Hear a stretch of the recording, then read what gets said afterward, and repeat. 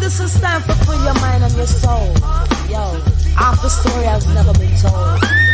Ladies, you got to demand what you want, and what we want is respect, right? Yo, this is up on the track, I know so you have to feel it right. Freedom every time for the sisters. Check this. Watch this. Here we go now. Listen, if I'm boom rule, I be the ruler like Slick Rick. Get with this quick-witted Adidas wearing chick. Papa got a brand new bag. Mama got a brand new Jag. Or go tag. I ain't no old hag. I represent not only in the kitchen and the bedroom, but also in the boardroom. So give me more room. Deny my opportunity. You in jeopardy. Yo, set me free. Don't hinder me. Let me be. I'm fighting for freedom. I got the heat in case you need them. Straight soldier. Ain't nobody told ya. Hold up on them lies. I know your games and your plans.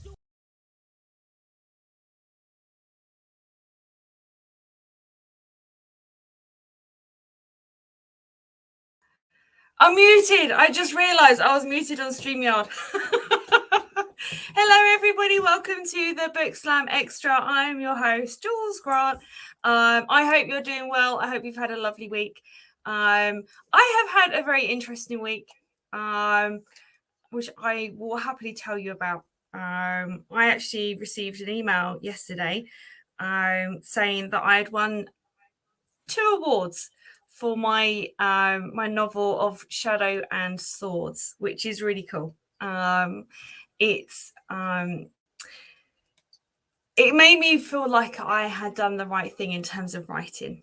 It made me feel like I'd done the right choices. And I feel really blessed because I won awards as well for my first book in the series too. And so it was quite daunting submitting my book for another award. But actually, I'm really glad that I did. And what's really cool is the person who runs it, all of the award money or that she receives when you submit your manuscript or your book or whatever, in order to sort of like go for the award, she then uses to create pillows and cushions for people in refuges, for women and children, which I think is an extremely worthy cause, and very, very exciting. Adam, could you possibly mute yourself on... I've got like me and Neko at the moment. Would you mute yourself on Clubhouse, please?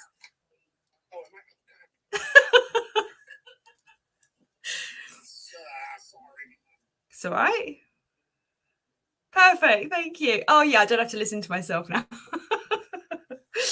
So it's a really nice award. It's for a really, really good cause. And any authors who are out there who are looking to, try and obtain the title of winner or award winner or award winning author or something along those lines. Lots of authors have their own ideas about what they should be called in terms of winning an award. But if you are interested in submitting your book, do the Firebird Book Awards. They're such a worthy cause, and the lady who runs it is just amazing, and she's so helpful. And one of the really cool things that you get to do is you actually not only does she send you a press pack and various other bits of information to send out to people, which I didn't use last time, but I am going to use that this time. She also invites you on to do podcast interview with her as well, which is super cool because it means that you're able to talk about what you love the most, which is you as an author and your book, and the reasons why you're an author. And that's another reason why we do this, because it gives all of our authors an opportunity to do exactly the same thing, to talk about what they love the best, which is their writing and what inspires them and what's made them become an author, and maybe some of the trials and tribulations that they've had to go through in order to actually get there, because being an author is not an easy job. All right, so I am going to do a little bit of reading from book 2. I hope that's okay with everyone. You're going to hear me read twice tonight. I've been asked to do another reading, but I will talk about that in a short while. And it's not my book, it's somebody else's. So I'm going to read from the latter part of my book. This is a point where my main protagonist, Ray, she's in this situation where she has agreed to become a commander. She's realized that the only way she can actually, survive and get her sister back is to actually join the very people who could very well destroy her and her entire family, or adopted family, as well as they have a checkered past. And so this is a time in her life where she's starting to really come into her own. We start really seeing her warrior blood playing out here. And she's grown from being a teenager. She's still only 17 in this. But she's grown from being just a simple teenager to actually becoming a leader. And this kind of follows a path. And one of I talked a little bit about what inspired me to write her as a character. And there's a few female historical people who I feel really inspired by generally. And one of them is Joan of Arc, who led the French to victory against the English, and was unfortunately burnt at the stake by the English. And she was only 17 when she started, and 19 when she unfortunately was killed. And Boudica. If you haven't heard of Boudica, she's an amazing person from the Iceni tribe in Essex in England. And England was invaded by the Romans, and she led her people to victory against the Romans and kind of chased them off the land before they returned, and then slaughtered everyone, including her, sadly. But they're two very big inspirational figures that I would love to sit at a dinner table with at some point. Who would you like to sit at a dinner table with? I'd love to hear about that. Okay. Come on. I grabbed Tristan's arm and pulled him in the direction I walked. The resistance ceased, and I knew he was following me. I'll come to the stage with you, Anne. The noise engulfed his last words as I ploughed ahead and headed towards the nearest building, scaling it to the roof so I could better understand what was happening. The murmurs and shouts from the crowd below manifested into a tangible roar that made me press forward to the apex.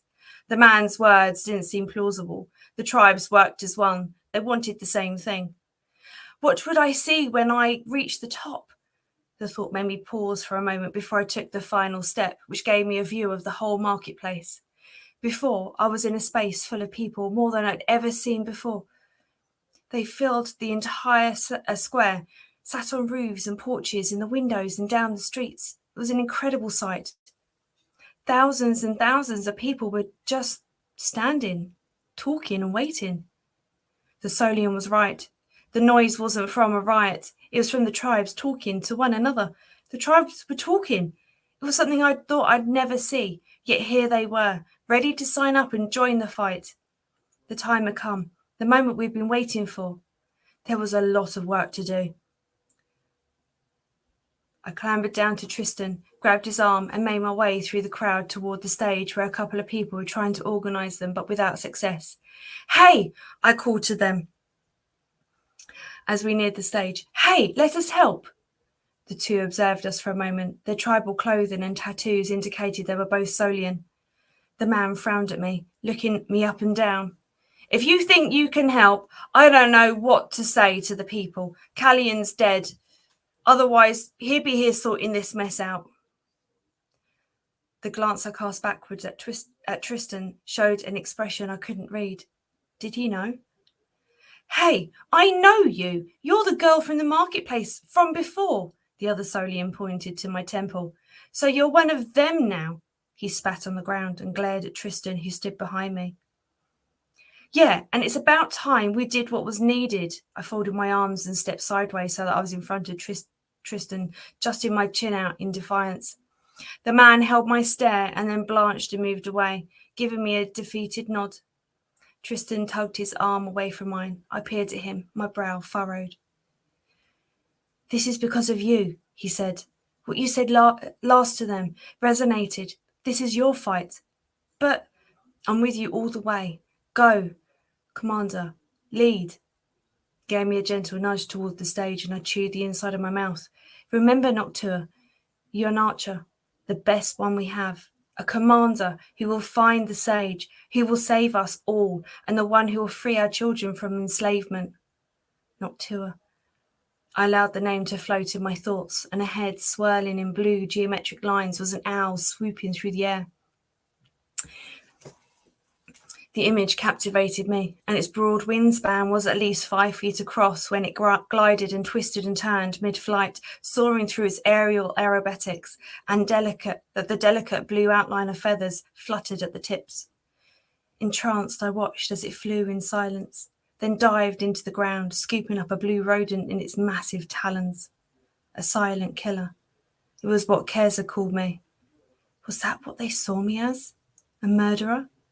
The image of the owl dissipated, leaving me to see that Tristan was staring at me, a look of confusion on his face. He had not seen the owl. So, who could they see? The towel was at work, but only when I saw it. I didn't understand. It was so confusing. Giving Tristan one final nod, I sighed as I walked to the steps, taking a deep breath before stepping onto the stage again. I stepped to the front and lifted my arms above my head. The crowd continued their chatter with one another. Here we go. Hey, I called out to them, but only a couple in the front nearest the stage noticed, while the rest ignored me. Fine. Tristan wants me to be a commander, then that's what I'll be. With a tempered breath, I grasped the hilt of my sword and sheathing it from the sheath that hung from its usual place diagonally across my back. As I drew it, the heat and electricity surged through my whole body and down the sword, which sent out a bright flash of blue before it retained its usual hue. It had the effect I'd planned, and a murmured hush fell over the crowd. You're here, my tone was fierce and focused, because you want to fight for our children, for our future. The crowd shouted their agreement. And that's why I'm here too. 2 tribes. You look the same to me. My people. Are you? I was born in Solus Tintri and I live in Mons Solis. But it doesn't matter because I fight for you. I fight for our children who remain enslaved by the envoy in their castle. The crowd's response was more boisterous, making me need to raise my voice over the noise, which caused vibrations from the stage to travel up my legs. I raised my sword again. From this day, we no longer cower in the enemy's shadow. We shall fight back. Today, we become a united force and an army that will destroy the remains of the cowards that take our children into slavery. But for that to happen, it is time for the commanders to step up and lead our tribes again. I paused, giving the crowd time to allow my words to sink in. The commanders were no longer hiding in the shadows. If you have skill with the sword or dagger, go to Tristan over there. I pointed the tip of my sword at him, and his eyes widened, hearing his name. Give him your name here at dawn, and he'll get you battle ready. I smiled inwardly at Tristan's new responsibility. The circle leader was being given orders by a fledgling. Foresters, we need you. You're going to build and work the war machines. Scroy is the best of you. Another raucous cheer from the crowd reverberated around the square. A hand waved at me from sorry. A hand waved at me from near the front of the crowd, which caught my attention. It was Scroy. We held a gaze for a few seconds, and he dipped his head, which I returned, and began to make his way through the crowd toward the refugee camp. He'll organise you. He's on the other side of town, near the Grove, by the refugee camp. Meet him there at dawn. What else had the historic tomes written in them by the ancients? What other aspects of a siege would I need? Spears. Penry, I hear you're good with your hands due to your long reach. Some crowd laughed. You're commanding the spears, are you not? As I scanned the group to see him. Penry was near the side of the stage, opposite where Tristan was standing with a scowl. Penry dipped his head at me, a lopsided grin on his face.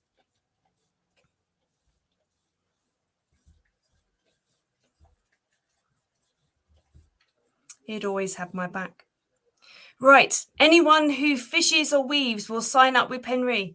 You'll find him at the lakeside in the morn. And finally, if you can use a bow and hunt, consider yourself an archer. And on my command, our training begins at dawn in the clearing by the lake. Kez and Verin will check each list of names with the commanders. You have your orders. I sheathed the sword and bowed my head at the crowd. And my deepest thanks.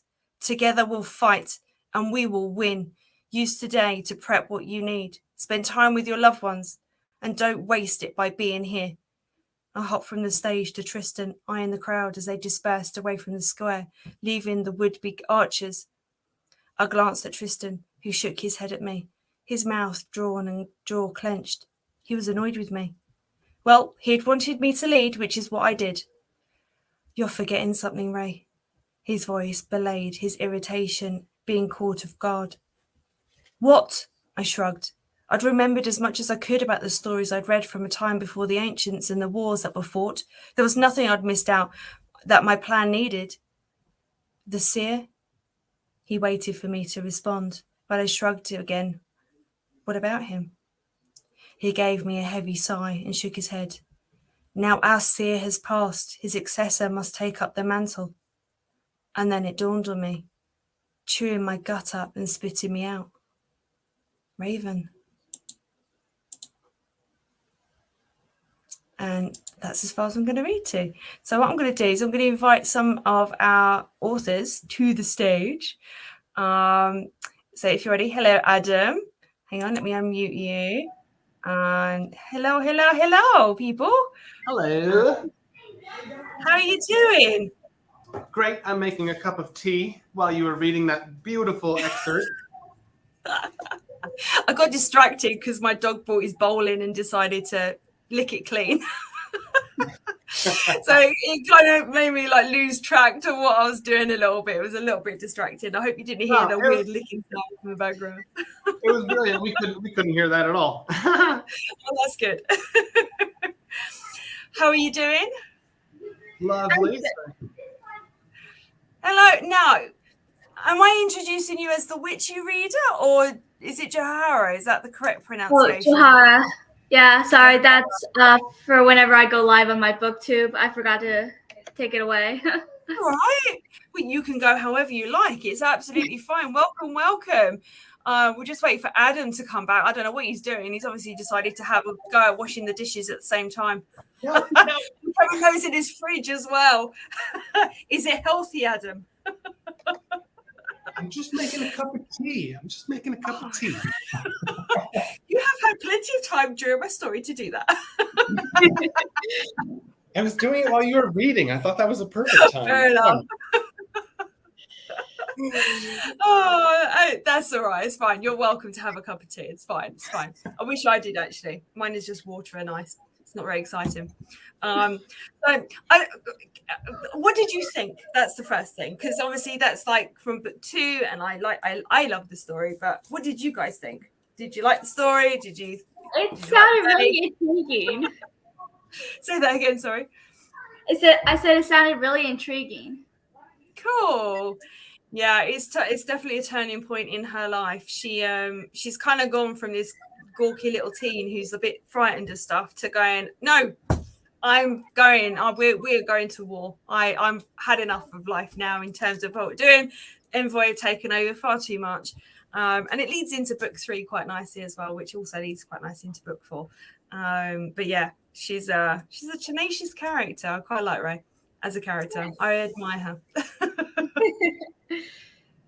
So now, and let's not miss the great delivery. You personify the characters, you give them voices, you separate the way you talk for them versus the narration. Yeah, great delivery, great read. Yeah, all around. that is my years of reading to students and children and having to put all the different voices and stuff. That's something that's learned, I'm afraid. It's not a skill I've actively gone out of my way to sort of like go, I'm a good narrator, let's go. It's more like, how can I make children actually listen to me when I'm reading this really boring story? Not all of them are boring. Some are interesting. So yeah, I mean, did you want to ask me any questions about that book? And then we're going to come to you. Is it Johara or Johara? Johara. Johara. So then we'll come to you if that's all right. So is there anything you wanted to know about the book? Anything about what I'd written? Anything at all? Yeah, what inspired you to start this dark fantasy novels series? Brexit. Always wanted to write a book.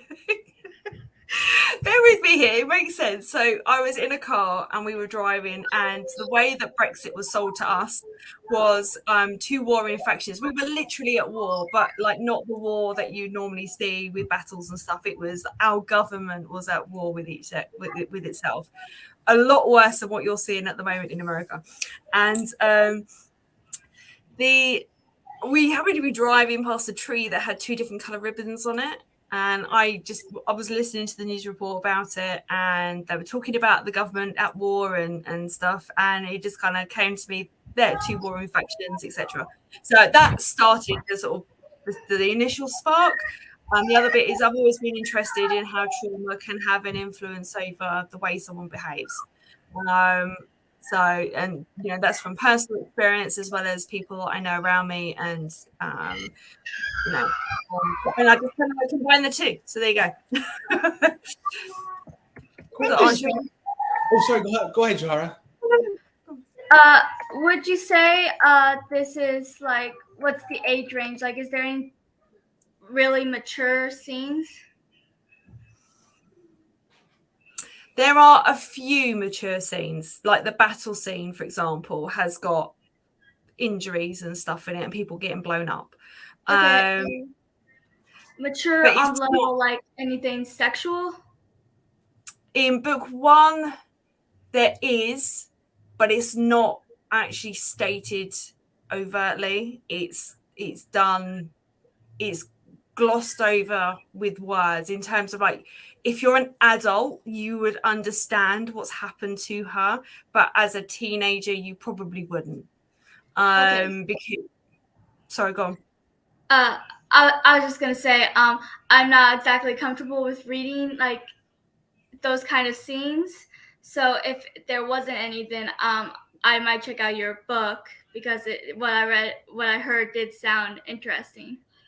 Oh, it's a dark fantasy, and with dark fantasies you tend to get the more like with high fantasy you have all the elves, the dwarves, and like all those kind of characters that you see in Lord of the Rings, and there's no real actual graphic violence or anything like that, and everyone ends up being pretty much okay most of the time. But in my one, it's a bit darker than that. There are people who die, and there are battle scenes, and it's not graphic. So it's not like some dark fantasies have really intense scenes where it's like everything is described in detail. I don't have any of the detail. It's implied heavily. And a lot of it you have to kind of like, it's inferred. So yeah, it's not a book for everyone. It's not a book series for everyone. No book for everyone. Yeah, no, absolutely. I'm okay absolutely. with. Oh, sorry, what? No, I was just agreeing with you. I'm just saying, I'm okay with blood and gore. I watch horror movies. I'm a huge fan. It's just the other maturity that I'm not comfortable with. I mean, it's great for other people, but just not something I like myself. But yeah, so I was just wondering. No, that's fine. I mean, it happens in book 1, and she doesn't mention it at all in book 2. So if you haven't read book 1, you would have it implied through her thought process, but she never ever speaks about it, and she never actually identifies it for what it is. So it's literally just like you kind of get a feeling, oh, that may have happened to her, and that's about it. So yeah, but no, that's fine. You're right. Books. No book is for everybody unless it's the dictionary or thesaurus. So yeah, when you write a book, you have a target group that you're trying to aim it towards, aren't you? And then you kind of aim it at that group, and then you don't worry about anybody else because none of them are going to be interested anyway. So there's no point writing it as if they're going to read it. So yeah, it's cool. It's all good. What genre do you write in? I write fantasy, and the type of fantasy kind of sways. I have 2 published series, and I think I write kind of in between high and dark fantasy, honestly, because I do have character deaths. Like, I do kill characters off, but at the same time, it's not that much, And even though there is, like, battle scenes and actions, they don't always get that gory or anything, So I feel like it's kind of in between. But my current WIP, The Realm of Monsters, which is the one I'll be talking on here today, I think that might sway a little bit more into dark fantasy just because the main character, Kalisa, she's been through a lot that can be more for mature audience, Nothing like sexual, like I said, I'm not into all that, but she's definitely been through a lot, and so I do think it might be a little bit more dark fantasy, which is interesting because it's a little bit out of what I usually write, but yeah. It's interesting, isn't it? 'Cause it does. It sounds really interesting. And trying to when you Google like the different subcategories of the science fiction fantasy genre, there are so many subcategories, and there's so many blends of subcategories. Yeah. And it's it's immense. And I tried categorizing a lot of them to put on my website, just so as an interest, like page of interest. And I'm still writing it, and it's taken me like 8 months so far, and I'm still I'm still in the process of trying to get it all put together because there's just so many. But what I love is the blends. So you're not like pure one or the other. And I think when you're the first to write a new genre or a new style, like the very first crime or the very first romance or the very first whatever, that's fantastic. But then if people only ever wrote in those genres, it'll be a little bit boring. I think anyway. So tell us a little bit about your book. What you've said that you've got 2 series, is that right? 2 published series, yes. One is called Jasmine Prez. The other one is called The Curse is Light. And the book I'll be talking about today is The Realm of Monsters, and it will be actually published on October 31st. So it's almost there. Oh, nice. Yeah. Very cool. Very, very cool. Yes, it's a whole different series than the other 2. It's the first of a trilogy, but I'm already kind of planning a prequel trilogy as well. So I have so many ideas. Like, the main character is a vampire. She's been alive for thousands of years. So there's a lot of things I could do with her character that I can't just end in like one trilogy. So you're going to learn more about her in the prequel when I get there eventually. But yes, I'm very excited for this book. When you, I don't know about you, do you get asked by people who are non-authors, like, where do you get all your ideas from? Sometimes, yeah, that's a hard question. Like, because it's assuming that you just have this one thing that gave you this idea. And a lot of times for me, it just comes randomly. I'm like, where did I even get this idea? Like, it just comes into my mind, and I don't even know how to answer that question half the time. Yeah, and I mean, do you, Adam, get asked? I do. I feel like that's a very common question, and I feel like the answer is kind of life, but also kind of vague. Like I feel like I pull inspiration from all over the place. My chickens inspired a main chapter in one of my books. I mean, like whatever inspires me, you know, and I can't really answer. I don't know anything. You know, I've seen people on the street that inspired parts of my books, you know, it's just wild. Yeah. It's pretty cool, isn't it? I think to have an imagination, Einstein had a quote. He said, I'm going to completely butcher this quote, I don't know word for word, but he said that something to do with, you know, imagination. Without creativity, you have nothing. Genius is nothing without creativity. And, you know, I'm not saying that we're all geniuses as authors, but in terms of like, speaking for myself, it's all right. You know, in terms of like when you're trying to come up with ideas, how many times do you sort of like sit in front of your computer just staring, and it looks to everybody else like there is nothing going on, like the lights are off, no one's home, but she happens to just, or he just happens to be sitting there, or they happen to be sitting there, you know, and actually what's going on in your mind is just like, you know, when you're trying to get all those ideas, you know, in line. When you're making, yeah.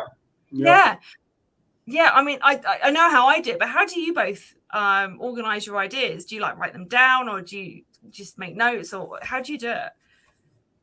I have notes on my phone, one for each separate series, and I just have them there, and I separate them by the book that, so I know, like, I want this idea to be in this book. I don't plan out, like, every detail. I know there are authors that do that, but I do plan out enough so I know what direction I'm going in. And I just have all the notes there, so all I have to do is look for the specific note for the book I'm on and be like, okay, so these are the ideas I already have, and I just have to come up with the rest and fill in the blanks. Nice. What about you, Adam? That's so similar. That's so similar to me. Yeah, I have notes on my phone also that if I wake up in the middle of the night with an idea, or if I'm in the middle of something, I'll open my phone and jot it down. And I've not jotted down ideas before and lost them, so I'm really strict about that. If I think of something, I put it down, even if I don't know what I'm going to do with it. I write it down and then come back to it later.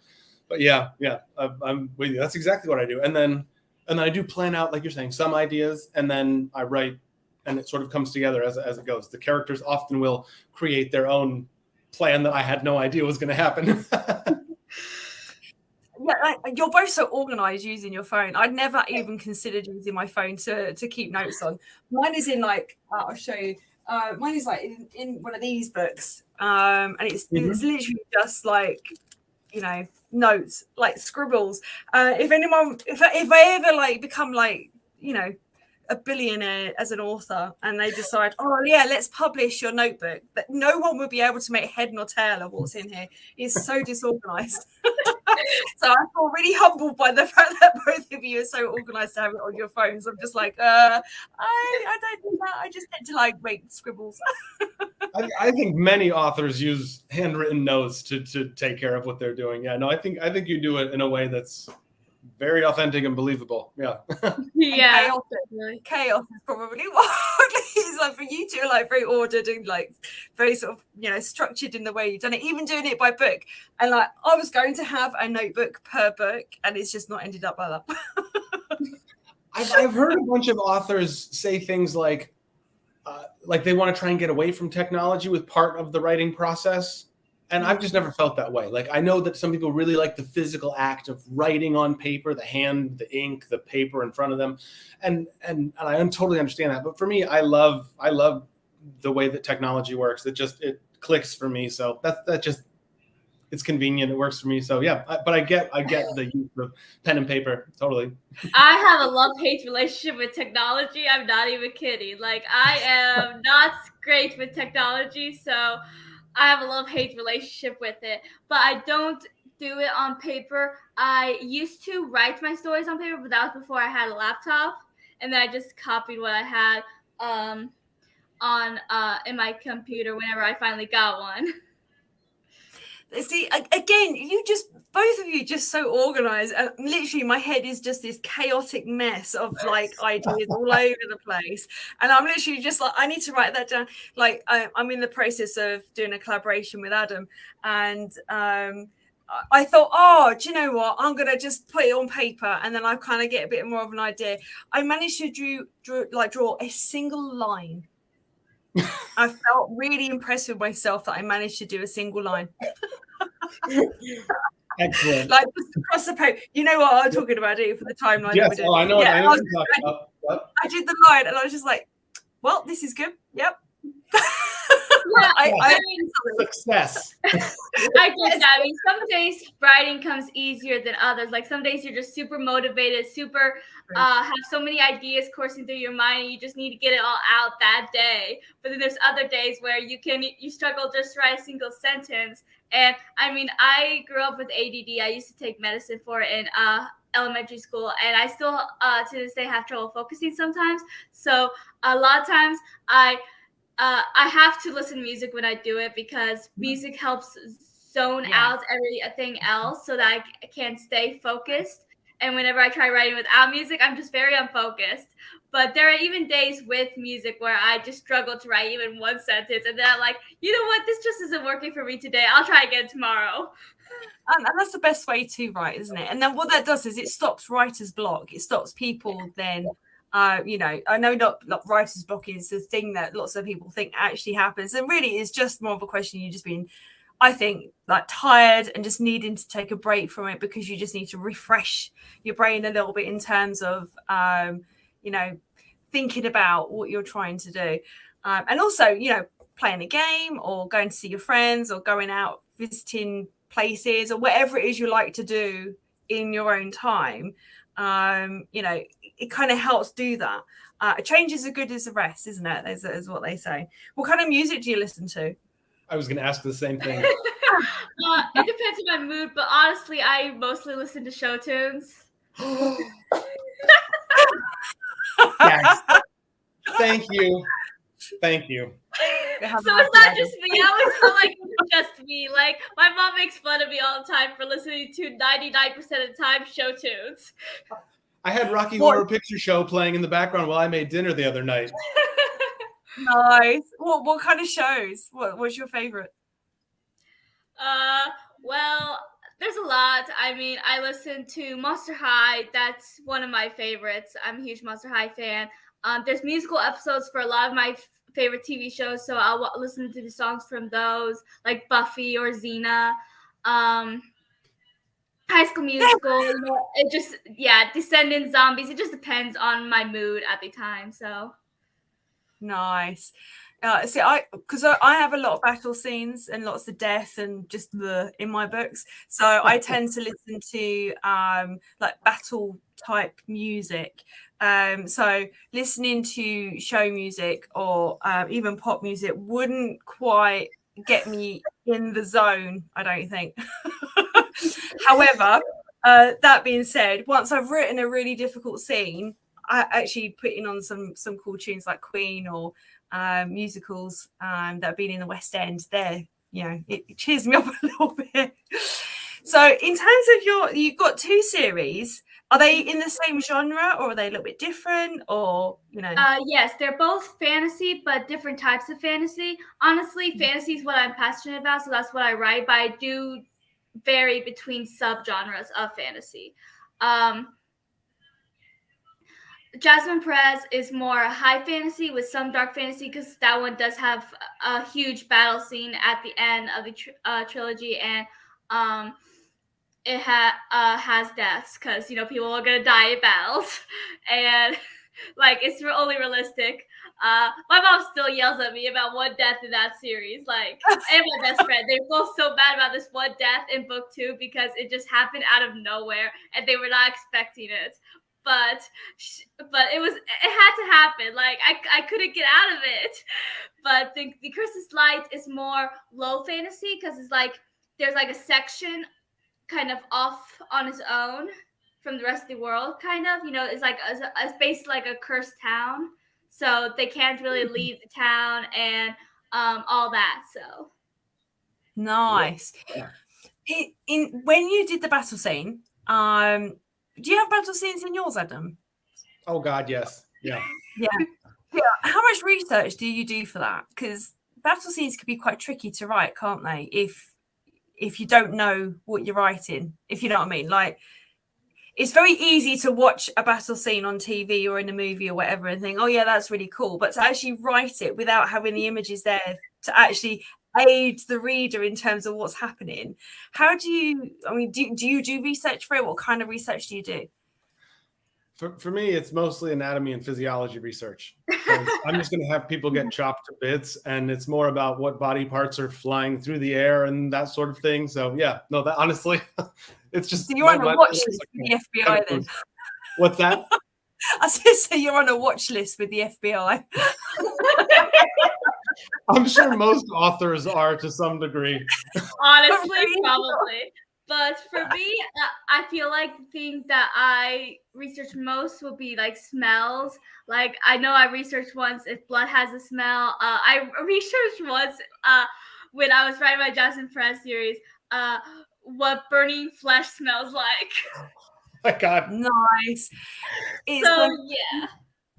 My husband is he was in the army for all his life, and he was a great source of, you know, information, should we say, in terms of what battles are actually like in real life. And although I haven't got like you know, assault rifles and things like that going on in mine, a lot of it was to do with the senses and what it sounds like and smells like and what it feels like with the armor that you're wearing, and you know, and just the sheer mental exhaustion that you have, yet you've got the adrenaline that also keeps you going, and you're in that kind of heightened state of you're just kind of focused on what you're doing right ahead of you and nothing else matters. And so it was really interesting to kind of plug some of the information from him and sort of then translate it into what I've got. But I, you know, what is it you, what is your favorite bit that you've written? Like your favorite scene? That's hard. That is hard. Jules, do you have an answer for that? That's a really difficult question. My favorite scene that I've written, the battle. The battle's has been my hands down. Yeah, honestly, battles are one of my favorite scenes to write. Like, my Jasmine Perez, the last book, is the book I've written so far with the biggest battle. That might change once I get close to the end of the Realm of Monsters trilogy, but right now that is like the biggest kind of battle scene I wrote, and I loved it. It went on for many chapters because there's like several different characters, so they were all split up. So I kind of went with one. This character is here during this chapter of the battle.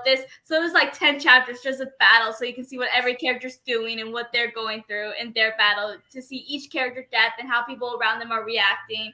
So nice. Yeah. Awesome. Nice. That's cool. What about you, Adam? What's your favorite bit that you've written? Well, okay, so I do a lot of my first novel is erotica, and I have some very intimate scenes that I was very passionate about when I wrote them, and so some of those are really special, and I'm excited about that being published. Jules over there is about to going to be released, so I'm very excited about that. So my book will be coming soon, and outside of the erotica stuff, because I do write other stuff. I've written a scene in my new work in progress that involves someone escaping a cult, and I really like how that turned out. So I'm pretty excited about it. Yeah. That's nice. I like that.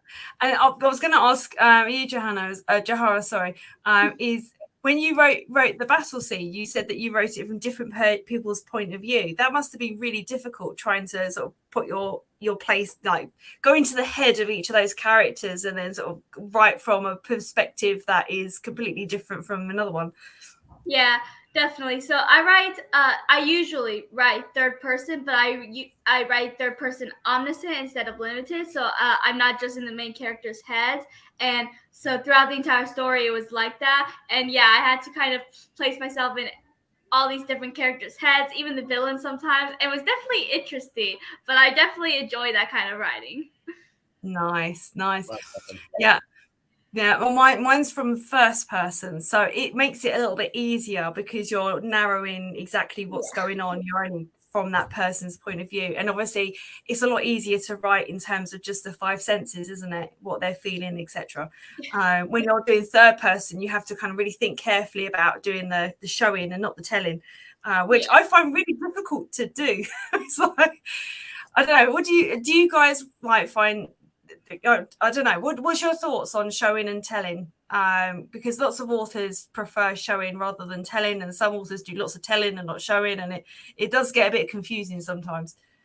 Yeah, I'm very big on showing is very important so that you can see it yourself, like visualize it if you're a visual person, because I know some people aren't. But there are some things I do tell, but I do emphasize on the showing and the grand reveals so that you're kind of on the edge of your seat as it's getting revealed, kind of thing. Nice. What about the end of your chapters? Do you have like a bit of a cliffhanger at the end of your chapter? I love writing cliffhangers at the end of my chapters and my books. Up until the final book of the series where I leave it, finished. Up until then, I always have 1 or 2 cliffhangers at the end of the books. Nice. I love it. Yeah, every chapter in my books have cliffhangers at the end of them. Every single chapter, which is quite cool.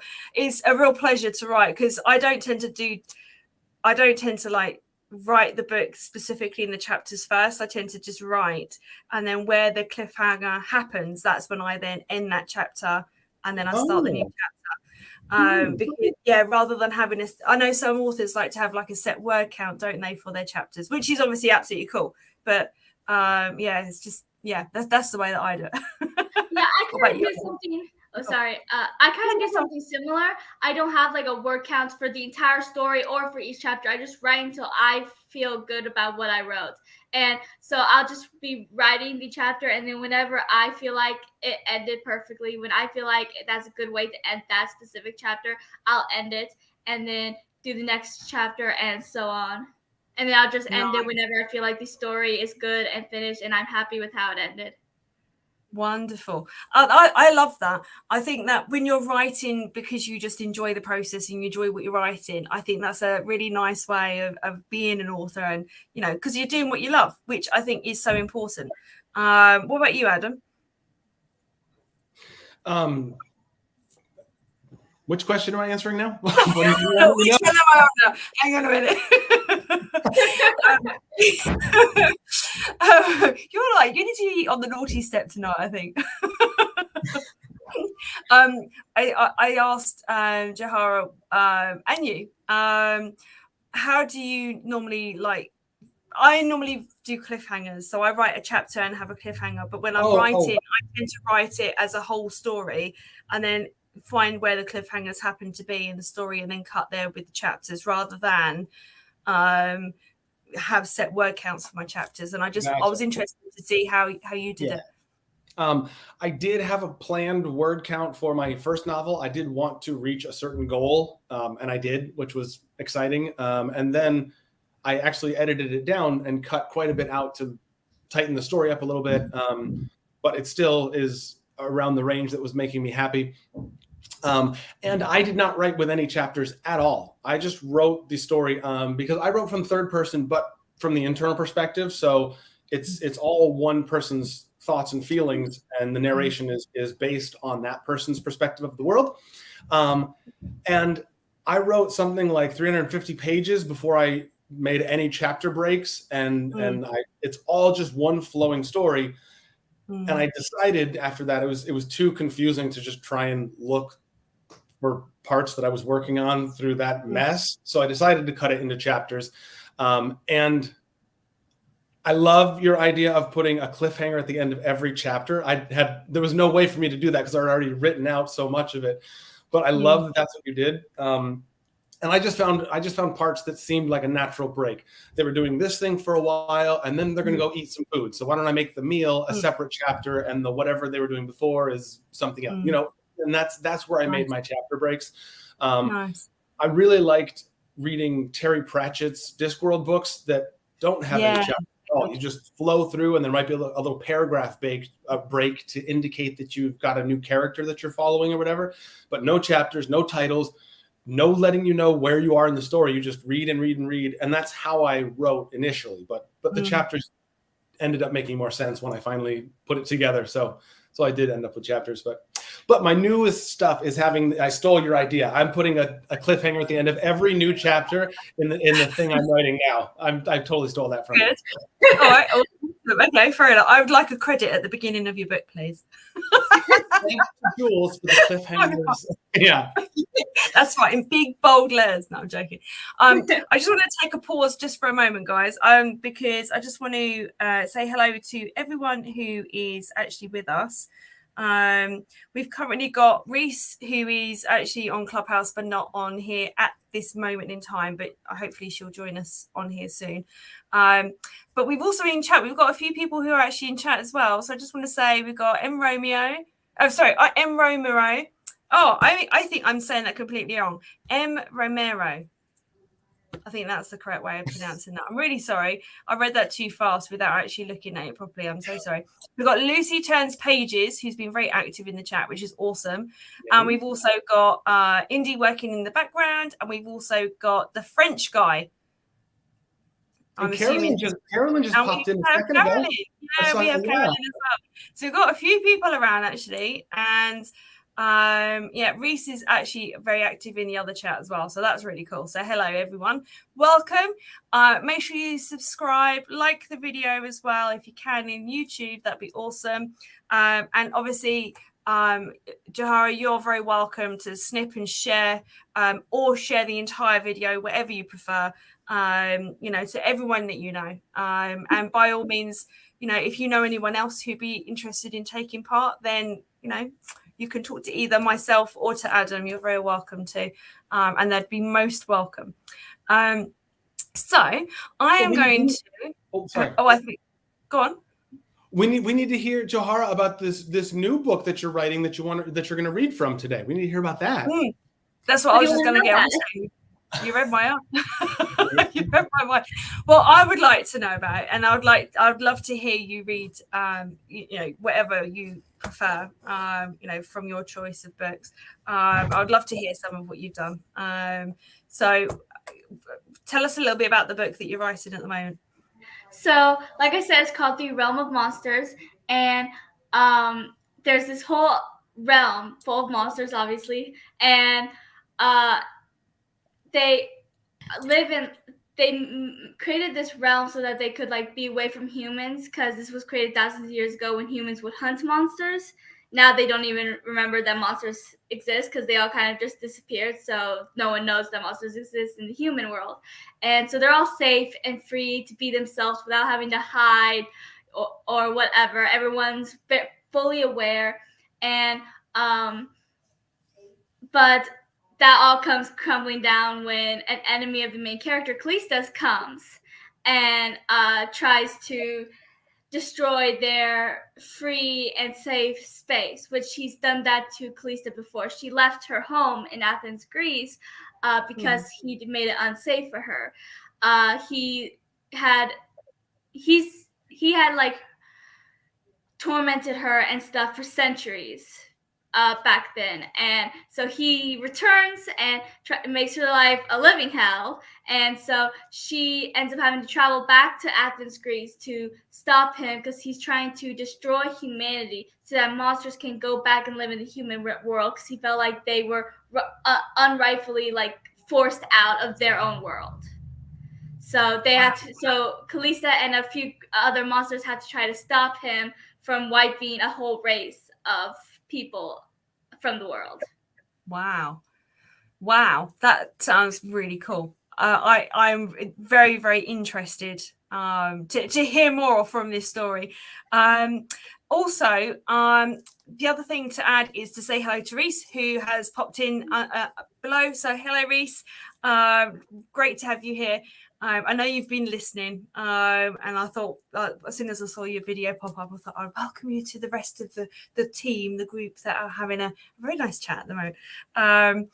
The other thing as well is Indy, who runs the Book Slam and the Book Slam Xtra, with Darkman Blues, who is also listening, by the way. So hello to you too. I'm sorry I missed you off earlier. I didn't see you. And also Tanisha has also joined us as well via Clubhouse. So welcome to you too. You can also go to Indie's bookstore, which is the Book Slam. Hang on a sec, let me just get the right title. So it's the bookslamstore.com. So if you're interested, then head over that way and then you can find out a little bit more about that.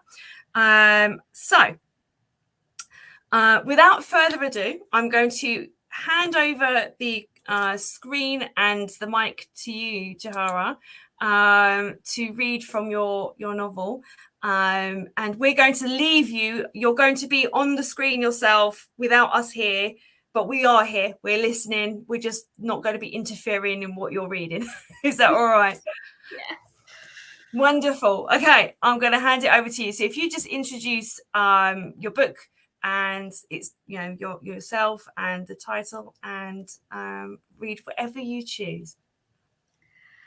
Okay, so it's The Realm of Monsters, and I decided on reading chapter 16, I think it is. No, chapter 12.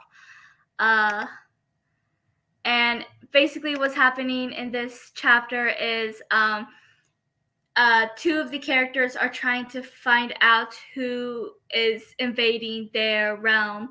And Kalista thinks she already knows, but she wants proof before she does anything. So, okay. Isabella followed Kalista through the streets. They finally approached a very tall and dark castle that could give the scariest monsters nightmares. Isabella glanced at Kalista. Make that the second scariest monster. This place used to give her the heebie-jeebies, but Isabella, Jeremy, and Henry have spent so much time here for the past couple centuries that it doesn't anymore. Isabella followed Kalista into her castle. Kalista was eerily quiet. She was always quiet, but she could make you feel her silence when she wants you to. She was obviously deep in thought. Isabella knew this was personal for Kalista. She just didn't know how. She doesn't think Kalista knows how either. But one thing Isabella does know is that if it's personal to her, if it's personal to Kalista, it's personal to her too. Where are we going? Isabella asked as they headed into her bedroom. Kalista! I'm going to see if I can find any clues to what's going on, Kalista replied. You're following me. Sighing, Isabella shook her head. The fact that you know I'm here proves I'm not following you. I never said you were secretly following me. As if you could even if you tried. Isabella rolled her eyes. Sometimes you're too much. Kalista had her knowing smirk on. I know. Kalista walked over to the window. Her fingers traced the edge of the windowsill. It was slightly open. She never opens the window. This window, or any window, really. Isabella took a look around. Walking around the coffin, she stopped in front of the closet as she gazed inside.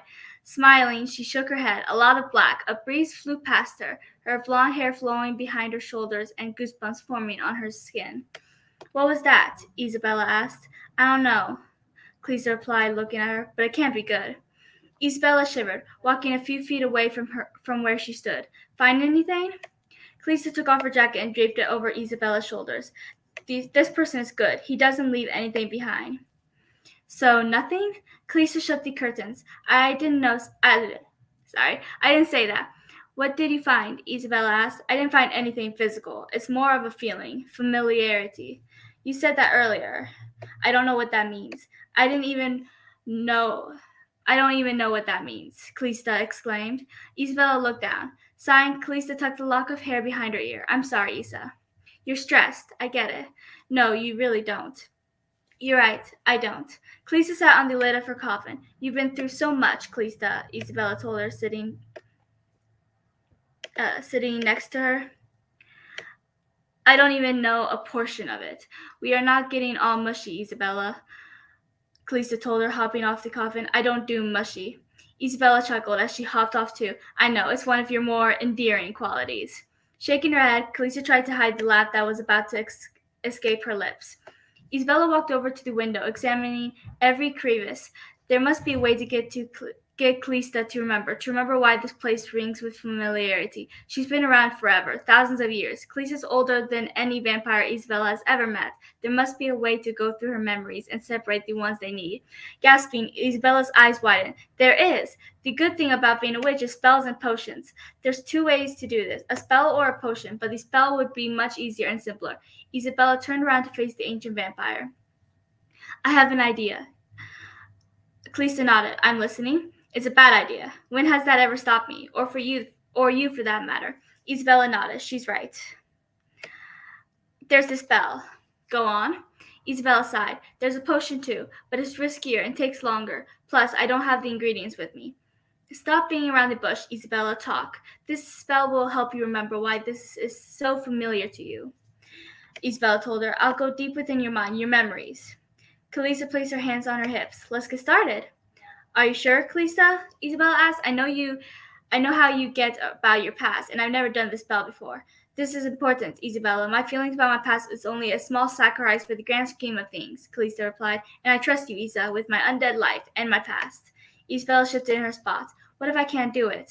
What if something goes wrong? Kalista grabbed her hands. Like I said, I trust you, and besides, you're a prodigy.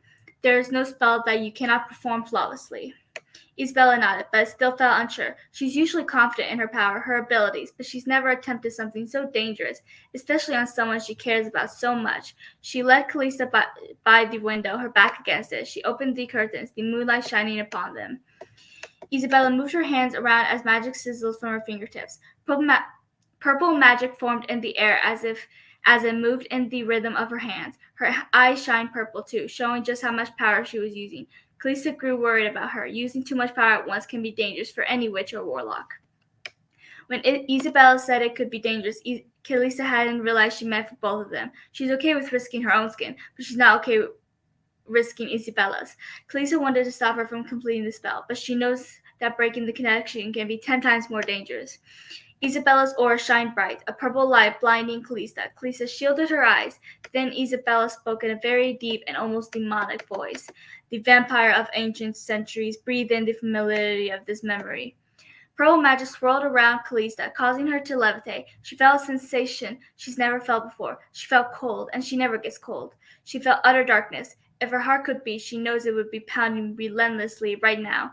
She felt emptiness, misery. She could hear screams, but not a stranger's screams, her screams. For the first time in all her years as a vampire, she felt the need to cry as tears tried to push to the surface. No, it's not possible. Kalista's feet landed on the ground as the purple light dimmed until it disappeared. There was no longer any trace of the witch's magic. Isabella blinked a couple of times as she swayed on her spots, and her eyes turned back to normal. She collapsed, feeling drained. She looked up, utterly out of breath, and focused on Kalista, who looked concerned. Did it work, Kalista? Or Isabella asked, unable to make her voice go higher than a whisper. Kalista didn't answer. She was about to bend down to check on the drained witch when she felt a searing pain. She fell to her knees as she let out an ear-piercing scream. Isabella felt frightened. She's never seen Kalista like this. Did I do this? Did I do something wrong? Kalista stopped screaming, tears ready to spill. Blood dripped from her clenched fist, landing on the floor beneath her. She unclenched her fists and looked to the palms of her hands to see that her long nails had dug deep into her skin. Isabella finally managed to get to her feet. She attempted to help Kalista get on hers. Kalista hardly noticed her and sat unmoving. The witch was scared. She's never seen the vampire like this. Isabella finally managed to force Kalista to her feet, and as their eyes locked, "What just happened?" Isabella asked. "What was all that?" "My past," Kalista replied. "My past has finally returned for me." And that is the end of this chapter.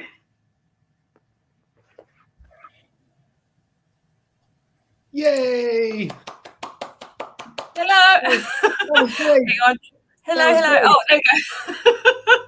Still learning the buttons. That was really good. That was amazing. Thank you.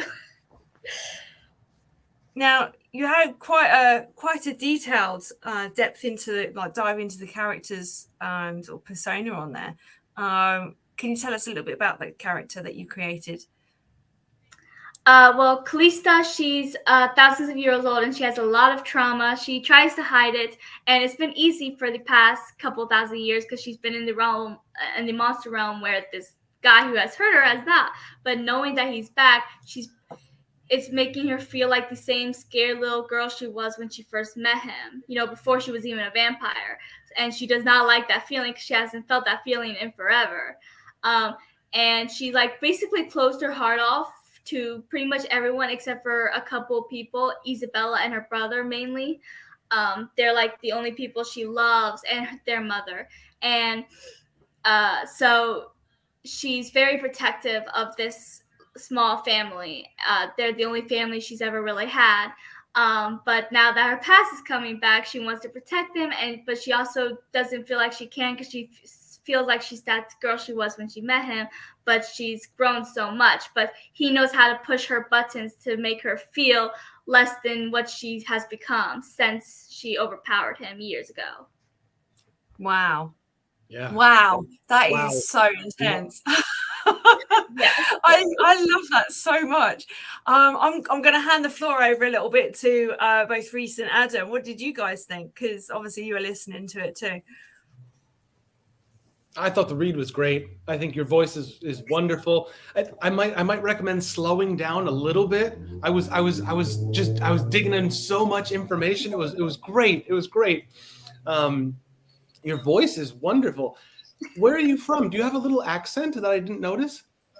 I've been told. I mean, I live in Illinois, so I have a bit of a Southern accent at times. Oh, maybe that's it. Maybe that's it. Okay, yeah. No, your voice is lovely. You could totally do an audiobook with your own voice reading. Yeah. Oh, it's great.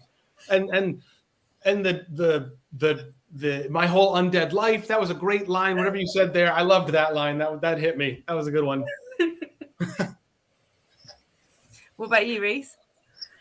I enjoyed it, Zahara. Thank you for coming to share with us. Thank you for having me. Listen, I like the fact that we're getting a lot more fantasy folks out here because it's so funny. I say that, but I mean, Adam and Jules are big on that for sure. I'm getting into more of their realm because I've been introduced to them as well. And I really enjoyed your read. I think it's really something, and I can't wait to hear the next part of it. I love the style that you've written. I'm not a person who gets on very well with very big long descriptions in books where there's so much detail that they tell you literally everything that's going on, like every single item that's in the room. And I get so Adam and I might be friends now. You might hate me after a little while. remove. No, I'm joking. But in terms of like some authors I mean, I'm not criticizing them. It's just for me personally, that style doesn't work. But some authors write so many detailed descriptions about, you know, what a tin looked like on a table and what the table looked like in the room and what the carpet looked like and what the wallpaper looked like and what the curtains looked like. And by that point, for me, I'm like, whereas, yeah. So, and you unfortunately quite often get that in fantasy stories. They tend to be very description heavy. And that you know, if someone likes that style, then that's absolutely cool. You know, that's the book that they like.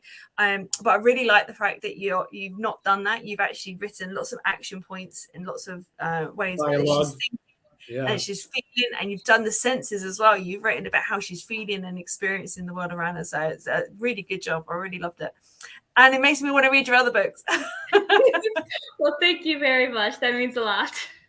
Oh, you're very welcome. We have actually got, I think, your book titles were going across the screen. But where can we actually get your books from?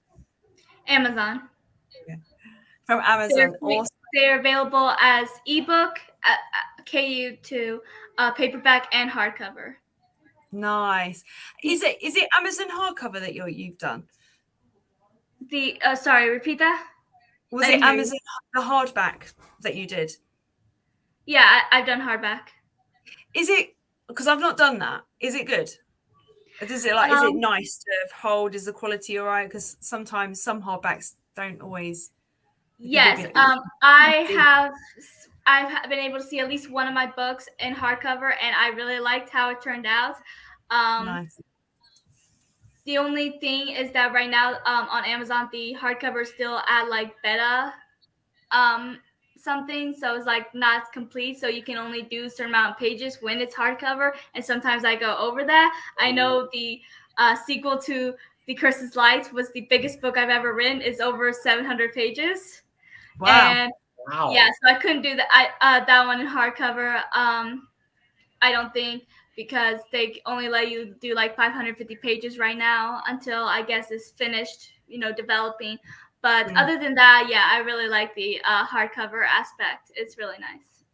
Nice. I'll have a look into that actually, because that's something that I've kind of stayed away from a little bit because I wasn't too sure, if you know what I mean. Yeah. But no, that's pretty cool. Wow, you have literally beaten Adam, and I thought Adam had written a lot. So, and you've beaten him by quite a bit, which is so cool. Totally impressive. Totally impressive. Yeah.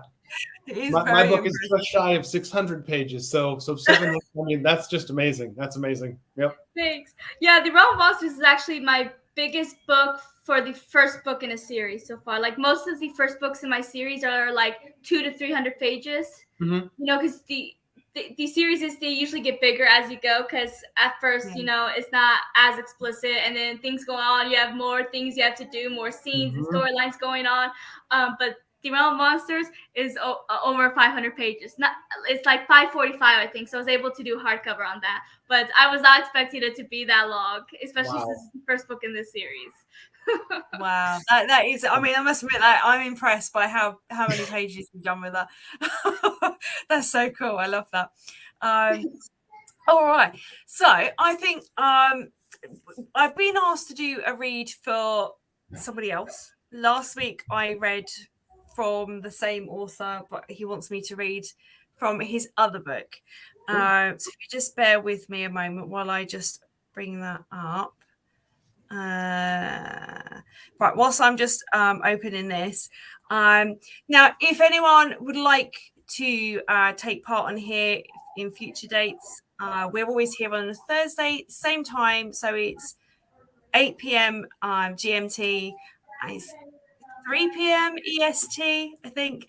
And you can contact me on Instagram at Ray Noctua.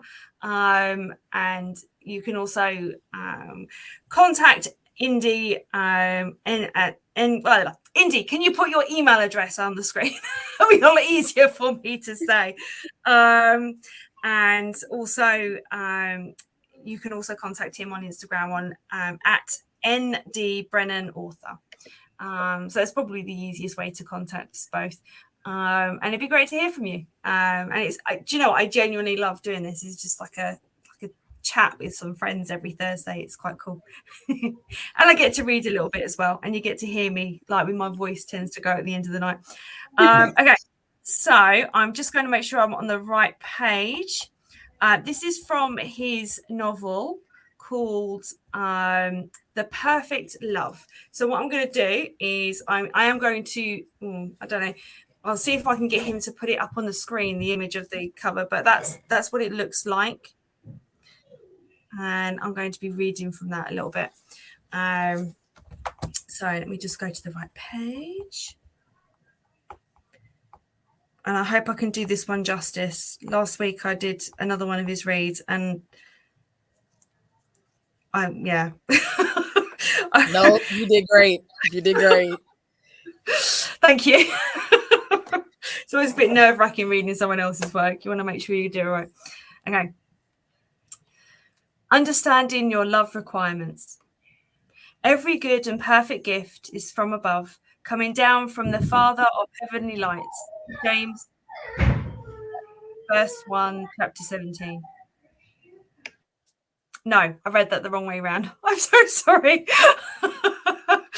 Chapter 1, verse 17. Okay. But each man has his own gift from God. One has this gift, another has that. 1 Corinthians 7:7.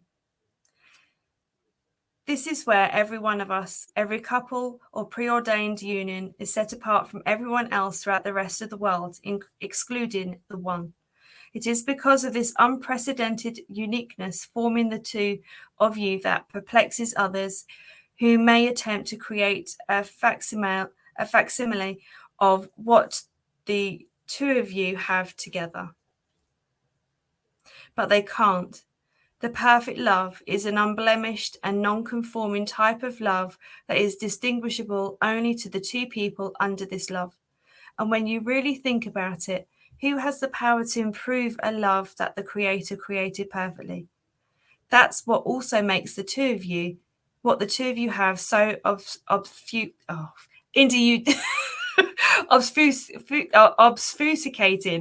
can't read these big words that you put in this book. I'm so sorry that I'm butchering these words. Think of it like this.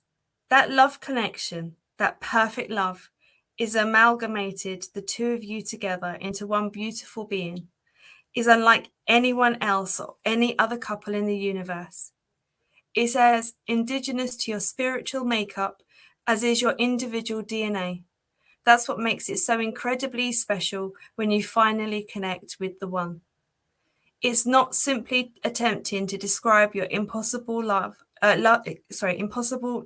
love for each other for the sake of illustrating some literary, fantastical imaginary. The fact is that fantastic is exactly what that is. The physical manifestation of your most unbelievable fantasy for love multiplied times infinity. It is as nothing that could ever be accomplished purely of your own independent volition, except as ordained and inspired by God himself. Nothing.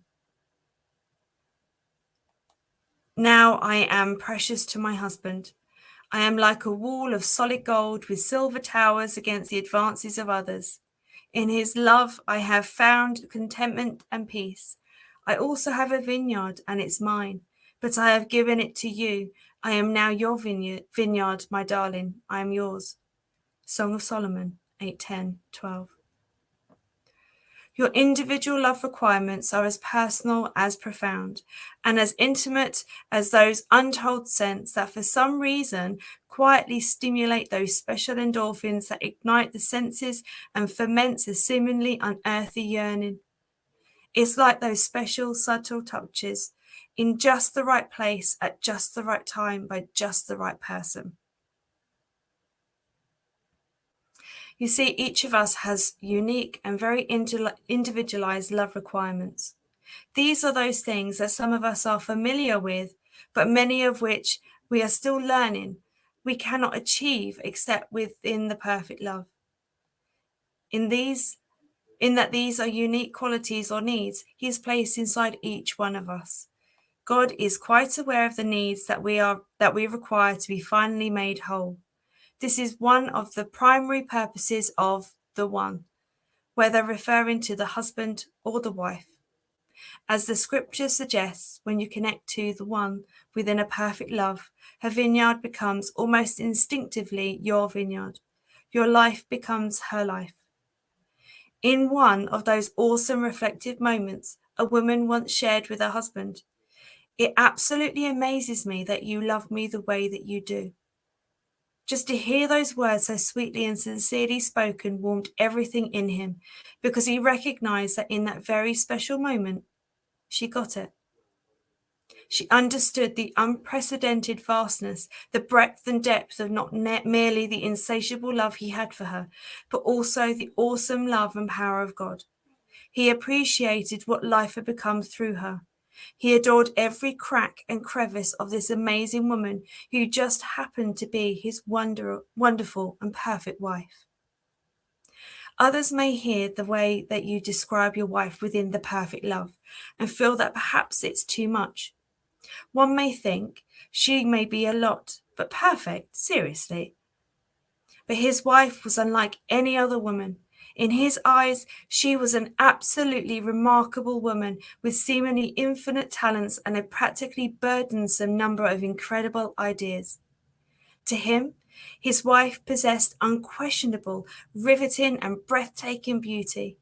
This woman had the audacity and boldness through her love for herself and Christ to love and accept him wholly and completely, and she loved him as eternally as he forever swore to love her. She somehow appreciated his imperfections, while giving him the courage to overcome his own unspoken insecurities. For him, his wife was perfect. She fulfilled every one of his needs, including those that he was unaware of until God brought her into his life. She is all these deliciously notable and distinguishable flavors and special seasonings that you just can't quite put your finger on. That spice of life that you never would have ordinarily considered, but that turned out to be explosive and knee-buckling explosive and knee-bucklingly sensual just by grazing your palate. He often described her as that one special ingredient that forms that oh so perfect dish. But perfection is personal and subjective. It's a desire, a craving, or a yearning that places you or her or him in a place that is isolated and intimate. It's a world where there is no one else that exists, or no one that matters even remotely except the two of you. In many cases, we believe to know what we require for the perfect love. We think to ourselves, these are the things that I must have within my relationship, right? But honestly, you really will not truly understand until she or he happens, or God does what only he can do in your life. Remember, it's often that spice or combination of spices that you never would have even considered. What many fail to connect is that your love requirements are actually life requirements, vital to your very existence. The one impacts more than you are capable of appreciating before being placed into your life. But exhort one another daily, while it is called today, lest any of you be hardened through the deceitfulness of sin. Hebrews 3:13. I've heard women comment, he's going to have to accept me for who I am. I've heard men say, she's going to have to understand that it is what it is, whatever that means. But the mere fact that you feed the need to make these declarations identifies you as someone who is trying to disguise your fears and insecurities. Set your affections on things above, not on things on the earth. Colossians 3:2. Love requirements are those often internal needs that you have where he somehow adores those things that you have been afraid of exposing, or where she wants to work with you to build your impossible dream. It's where she occasionally belches at the table, or where he enjoys shopping. The thing is that everyone's love requirements are unique to that individual and ultimately to that union. But love requirements are designed to give you peace and security. They are intended to place you at such a level of comfort that you can be your real self, to bring you joy and to liberate you from those insecurities and inhibitions, at least when you are with the one. Love requirements reveal a kinship and friendship and a love that exceeds anything and anyone else imaginable. Love requirements are your personal breadcrumbs back to the Garden of Eden, except it's now located within your hometown. That's why we should walk cautiously whenever attempting to advise others, because every couple and their aggregate love requirements are distinct to their own independent union. I had a woman tell me once, if you love me, then you'd hit me. Aside from the apparent issues she clearly had, it was obvious that I couldn't meet her love requirements. It wasn't me. It wasn't even her. It was us. I was not her one, and vice versa. Alternatively, you may have a man and a woman who both enjoy playing basketball, for example, so they embrace the opportunity to play a loving game with each other. And if that gets a little physical, in the best kind of way, then that's okay. The real joy comes as they uncover ways of working it out. Okay, I'm going to stop reading there. So that was an excerpt from the book written by Indy called The Perfect Love. And what I find really fascinating about this is that actually, even if you're not religious, and there's obviously, there are religious quotes in there, and there's lots of references back to God, and Indy obviously feels very passionately about that, and I completely respect that. But even if you didn't have a religion, or you were an atheist, or you didn't have a belief in that, the words itself actually I think are very true. The one is something that lots of people search for in life, and lots of people don't find. And I think what Indy's written here is very true in the sense that it's not about you just not finding the one. It's just the love requirements that you have aren't compatible with somebody else's love requirements. And therefore, there isn't a match. There isn't the one there. And the one is something that I think lots of people have this romanticized idea about, that when you meet that person, it's all going to be just amazing and plain sailing the whole way through. And actually, that's far from the truth. The one is the person who you don't mind when they fart in the bed next to you on your leg. The one is the person who you don't mind just slouching around in the same clothes that you worn for 3 days in a row. The one is the person, who it's not me, but I know some people who are quite happy going to the toilet in front of their person, the one. They get to see the absolute worst side of you and they love you anyway. And I think that the words that Indy has written here really reflect that. He's talking about how when you meet the one, it's not about you will know, it's the fact that your vibrations, your desire will meet each other. You'll be the strength of their weakness. They'll be the strength of your weakness. And you'll be a team, and it'll be an equal partnership. And the one, it doesn't matter whether you're in, a heterosexual relationship or any other type of relationship, or whether you're trans, or whether you're in the, bi or gay or lesbian or anything, pansexual. Meeting the one, the person who brings you joy, the person who you can be your worst self around, that is the definition of love. And I think that lots of people miss that because they don't understand that it's not what you see in Disney films. Disney films lead you into this false sense of destiny where you think the one is the person who looks like Prince Charming or sings like the princess, who's going to sweep you off your feet and you're going to be like that for the rest of your lives together. And that's not quite true. Life isn't like that. Life has a lot of crap that it throws at you. And the one is the person who sticks around and loves you anyway. And they're the one that you could go to sleep in your makeup and forget about it. And then, they don't mind because they love you anyway. And I'm genuinely really interested to hear what the other authors think about this, because as a fantasy author, the words in terms of how the relationships work, they're interwoven in their characters, I feel. And you may disagree with me completely, which is obviously absolutely fine.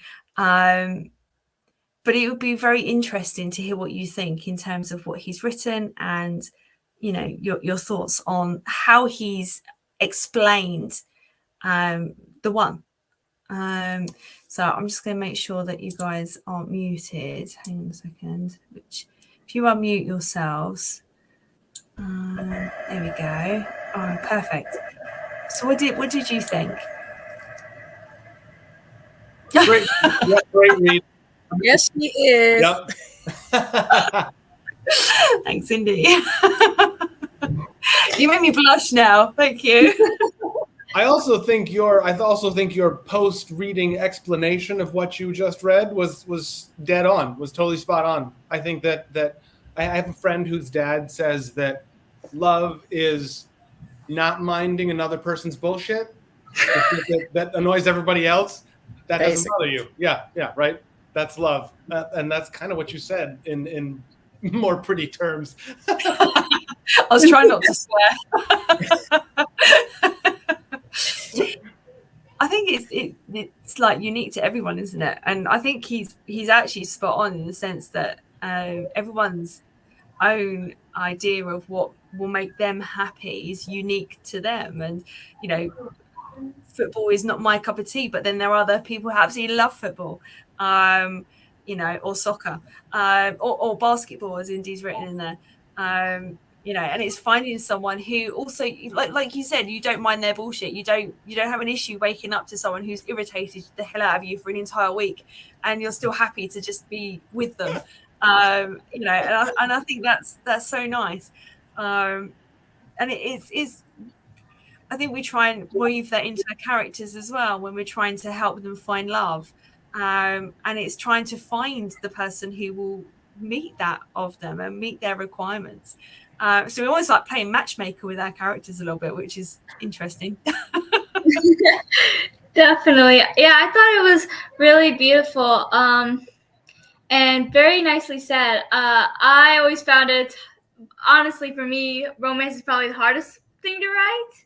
That's probably very uncommon, but I've never actually, been in a relationship myself. But I really like the words and the meaning behind them. I've never felt that way. I'm an era ace lesbian, but I really liked how it was put, and it was just very beautifully read and written. I agree with you. I think and romance is really difficult to write. I agree with you. And I think whether you've been in a relationship or not, I think it's still very difficult to write. I struggle to write romance in my stories, and I struggle to do any type of like sexual contact whatsoever. I'm really like, oh, like I said last week, just writing certain words. I'm like, no, I can't write that. And then we have these two lovely authors who are completely different. But I think all levels of connection are valid, whether it's erotic intimacy or emotional, just a connection between you. I think it's all valid, no matter what level your sexuality comes out at. Yeah. Completely agree. Yeah, 100%, definitely. And actually, like, love and relationships doesn't have to have any sexual contact at all. It could just purely be with how someone feels inside and the mental connection that you have. And I think that's just as important, isn't it? What do you think, Reese? Look, to piggyback off what Adam just said, you're right. It just depends on where you are, but love as a concept, it doesn't absolutely have to be romantic love. But I know in this case for Indy's book is specifically speaking of that. But yeah, love on all kinds of levels. It's just kind of brings everything in tow. And I was messing with him. I'm like, I like this because we've heard this a couple of times. We've heard different chapters from it in Book Slam on Tuesday nights, and of course your read today. And I really like the way that he presents the topic, because just like you said, anybody can identify with it on any level. So that's what makes it universal. That's what makes it universal. For sure. And actually, I think it can be translated into friendship as well. It doesn't just have to be, if we look at it as a sort of like more of a broader term. So it's not just finding that sexual partner who happens to be the one. It could also be about finding the one who becomes your best friend, your confidant, the person who you want to grow old with, but have nothing sexual at all related with them whatsoever. It's purely a platonic, but that emotional connection with someone, I think just is as valid and rings true just as much as a romantic attachment. And I think having the one in your life, regardless of whether they are a sexual partner or not. Thank you, Caroline. That's beautiful. I think that's really important. And I think it's that human connection that we look for. And I think you could probably even extend it to some people don't want to have a human connection. They would prefer to just be single on their own and independent, and that's completely respectable as well. And their connection becomes a pet, like a dog, for example, or a cat. And again, that's not a romantic love. It's that platonic love, because you've got that companionship with another living thing that you have a connection with, who you feel understands you and you understand them, and you rely on each other for that love and companionship and support. And so I think the words translate across all genres, all people, for all different ways. Now, I know that Indy's obviously written this specifically to do with that sort of romantic partner, but from my point of view, I think it translates across all of those different things. But I mean, that's my opinion. It's not necessarily the right one or the only one. What do you guys think? I love what you said, Jules. It's very true. And I mean, myself, I like to be single, honestly. I mean, I'm my identity is a arrow ace lesbian. So I am attracted to women. It's just not very high. So and I might fall in love someday, but I might not. I still want to be a mom, but I don't know if I ever want to be in a romantic relationship. I'm happy being single and independent and on my own without someone else I have to turn to with expenses. I can just be myself, you know. Yes, But queen. I have family and friends I talk to, so I still have that living connection. And so I absolutely love what you said, because I don't hear that being said often enough, especially by non-arrow ace people. So I really loved how you put that. It was definitely, I felt that on a whole other level. Oh, well, I wholeheartedly believe that, you know, there are different, you know, people are all different. And I think if we pigeonhole people into set categories and just then do a blanket, this is how we all are, then I think it does people disservice, because we're not all like that. And so I think recognizing people's individuality in that way is just so important. So, you know, I hear you. And I want to try and, you know, in my book, you know, I try and interweave that kind of aspect into the characters. And it's more to do with what is going on in the story as opposed to romance. Romance is not really on her mind. And yeah, so I think it's really important that every voice gets heard, and it's not just, you know, specific groups of people like heterosexuals, for example, saying this is how it is. So no, thank you for sharing that. That's really lovely to hear that, you know, you appreciate my words. So, you know, back at you. How about in terms of translating what Indy's written in terms of that to real life or to your novels? Does it kind of commute over well, do you think? Or do you think that there's aspects of it that you can kind of pull out and use? This is open to all three of you, so like all three of you are welcome to answer. Well, I think that, like you said, Indy is writing from a very specific perspective about connecting people with their intimate partner, even from a religious perspective with Bible verses and other things. But yeah, as a queer person, I think that the idea of love translates. I mean, I absolutely think that what you said before, that any of us can feel these feelings for somebody else, that like he said, somebody wanted him to hit her, like that obviously was not going to be compatible with him. And so like that didn't work, but you know, everybody has their own things and whatever. And so, yeah. And that's then that, you know, not to bring up my own thing, but that's what I did in my book, was try to celebrate all the different types of people, all different types of sexualities. And yeah, that's a big key point in my book. So Me too. I think that what he does can be presented to anyone as a guide to a healthy relationship with finding love. Yeah. And to answer the other part of the question, yes, I think that putting relationship advice and information into our books only deepens our characters. It you know, makes them more believable. So yeah, fabulous stuff. And again, great read. It was a really good read. Thank you. I really enjoyed reading that, actually, to be fair. Although I did muddle up the Bible verses, so I'm sorry about that, Indy. All right. Okay. So, Adam, would you like to do the next read? I'd love to read. Sure. Yeah. Because we haven't heard you for a little while. It'd be nice to hear your read. And I know Reese enjoys listening to your read as well. So be very interesting. Just don't scare Jahara today, okay? What's that? Don't scare Jahara today. No, we're not going to go crazy today. Yeah, keep it mild. I actually want to read the first chapter of my new work in progress that I'm doing right now. That doesn't have any erotica in it at all. It's a dark fantasy about what the future might be like. So I'm kind of excited about that. So yeah, that's what I want to share today. Nice. All right, looking forward to hearing that.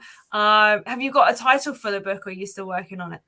I do not. I don't know what I'm going to call it yet. I've written the first 10 or so chapters.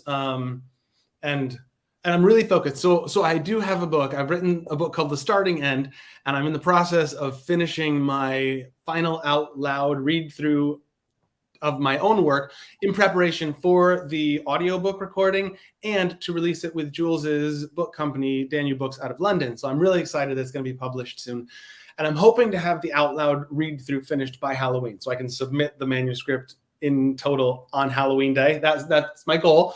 But but I have been working on this sort of on the background, on the sidelines. I don't think I've written anything in it in a couple of weeks because I've been doing this out loud read through. But I like it, and I've shared it with a few people and gotten some really, really positive responses. So I'm just going to read a little bit at the beginning, if that's cool. And again, there's no title for it. Yeah. That's absolutely cool. So again, the same as what we did with Jahara, we'll mute ourselves, and the screen will be over to you. Cool. Okay, so again, I'm Adam Andrews Johnson. Hello. This new work in progress does not have a title. The chapter doesn't even have a title yet. I've just titled it Chapter 1 so far. And yeah, I'm not going to tell you what's happening because it's fun. Agro regretted her decision. Of course, the ritual she endured was not her decision, and a burning resentment replaced the awe-inspired devotion of her childhood. Before the ceremony, Agro still felt a mysterious sense of wonder, but in the darkness of that night, she muffled the sobs that racked her body as she drifted off into fitful sleep. In the shade of the Redeemer Temple gardens the next day, Agro smiled and rejoiced with her fellow Redeemers. She hid the confusion and sorrow that was twisting her soul into knots, and Agro repeated lines that she heard countless other Redeemers say after their own inductions into the order. "Long live the Mantis," Agro declared, and everyone replied as they always did, "Hail the Mantis." She was told since childhood that every Redeemer who went through the ceremony was still an important part of the community. Everyone who came before was now one of her elders. No one ever left. But after sundown that evening, Agro ran away from the only home and family she ever knew. She fled alone into the night. Agro was born and grew up in an isolated community. She was raised to believe that shifts were an abomination of nature. The indoctrination that was forced upon her was used to hammer into her brain that shifts were not even human and inferior to the trueborn. In her earliest years, Agro believed what she was told out of fear. But that fear soon became curiosity, and an incongruency started to grow in her between what her elders told her and what Agro began to believe herself. As a child, she could not understand why these shifts were considered evil.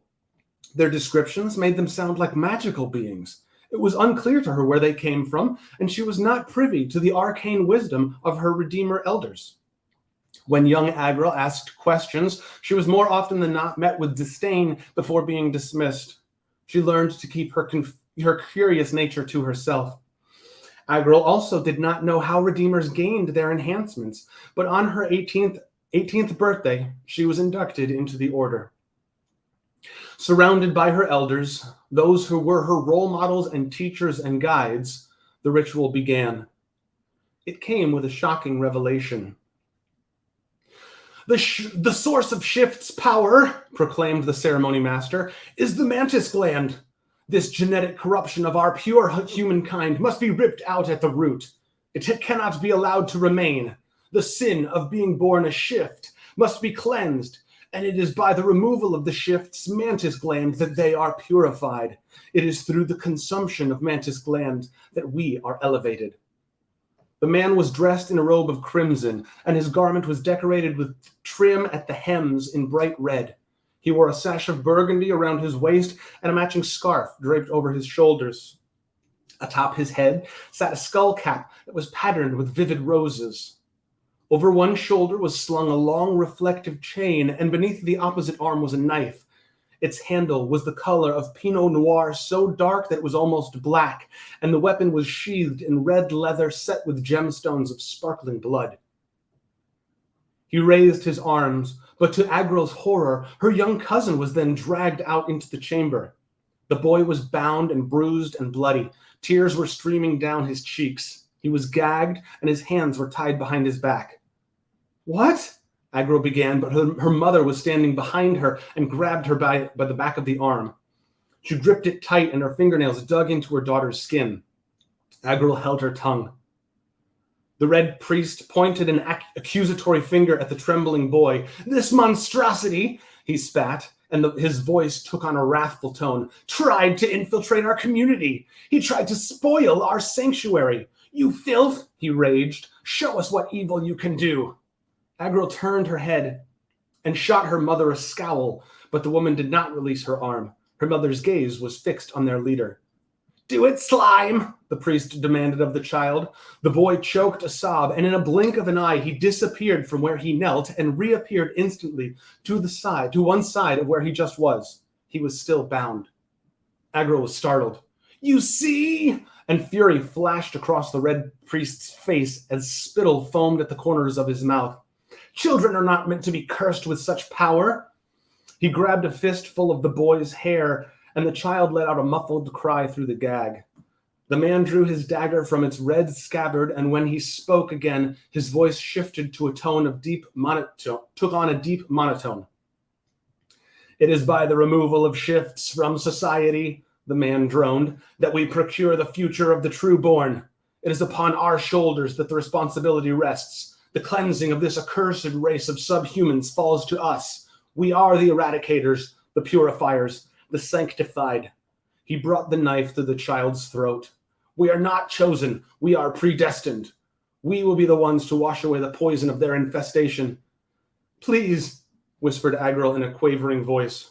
Her mother released the grip on her arm, but Agril was grabbed on both sides by two of the ceremony master's fellow priests. She was forced to her knees as the fuming man yanked Agril's young cousin up to his feet. He bellowed, "Shifts are a disease against humanity. We take the world one tiny step closer to balance with the removal of each shift and uplifting of each new redeemer." With Agril's cousin standing above her, the red priest slit the little boy's throat. Agril screamed, "No!" and she was showered in blood. It gushed onto her head, sprayed her in the face, and filled her mouth. The shock of it jolted her into horrified silence, and she spat out the sticky, warm liquid. Her cousin's eyeballs shifted this way and that in their sockets as his panicked gaze darted around the room from one person to another. His blood covered Agril. He ground his teeth against the gag in his mouth, and his blood spurted once more, but then the boy's jaws slackened, and his eyes fell still and became unfocused. Blood bubbled out of his nose and seeped from his restrained mouth. "We send you to where you belong, shift, to the land of the unliving." Another leader took the dagger in exchange for a cleaver, and right in front of Agril, the red priest started hacking away at her cousin's spine. He decapitated the boy, and the snarling man kicked the limp body to the floor and held the dripping head aloft. All around Agril, the other redeemers erupted in cheers and applause. "And we make one of our number," the man continued as the rest fell silent again, "more than she could have been on her own." Someone took the bone saw, and the priest hooked one finger of his free hand into the gag and pulled it from the dead child's mouth. The boy's tongue lolled out. The ceremony was already appalling, but it was about to get worse. Agril was left kneeling as a wheeled table was rolled between her and the priest. He placed the boy's head onto the surface and his knife with the red.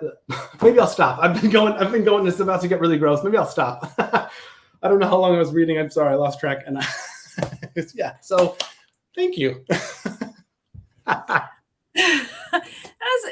That was really good. Is that your first draft? I've edited it once, but yes, that's my first draft. Yeah. Wow. That's really good going. And you've taught me a new way of writing. Yeah, I agree, Indy. Great. That was a really great read. You taught me a new way of writing. Is that how you did this one? Oh, I write everything that way. Yeah, the way we've talked about. Yeah. For those that don't know, I dictate all my books. I use the dictate feature on my phone, and I just speak my books to my phone. I'm holding my phone, and I speak it, and the screen just fills up with the words. I wrote all 600 pages of my novel that way.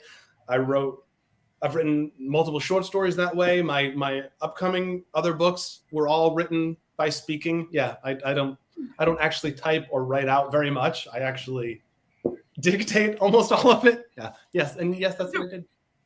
it's a great way of writing though, because I mean, sitting in front of a computer endlessly typing words can be really tiring sometimes. And most authors work jobs, don't they, that are not anything to do with their writing. So I'm not, no judgment whether you do or don't. It doesn't matter. It doesn't really matter what you do. But writing itself can be very draining, especially if you've got like dyslexia or anything like that. It can make writing process really difficult. Very so lonely that's process. That's why these book slams and things are so wonderful, because it connects us all. We're all so lonely most of the time. Yeah. Lonely hearts. A lonely heart needs to meet another lonely heart to not to be lonely hearts anymore. I love that. Tell me what inspired you to write this particular story, because it is very different from your novel, The Start and End.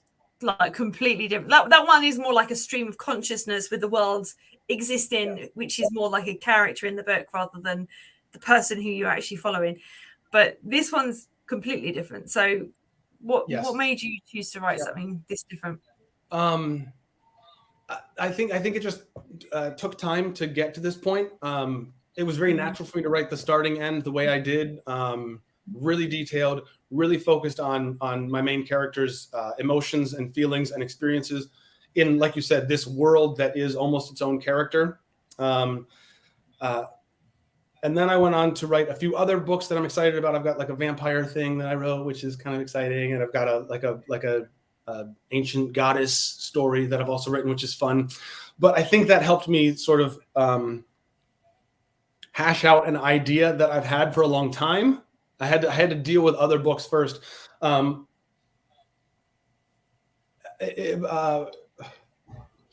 grew up reading comic books, and I like the way that the Marvel movies have taken the comic books and sort of put them into a modern perspective. And I was kind of envisioning, what would that be like 300 years in the future? So we've got these comic booky type characters that for lack of a better term, are born with superpowers. So I've got this small percentage of people being born with superpowers, and that causes essentially World War III.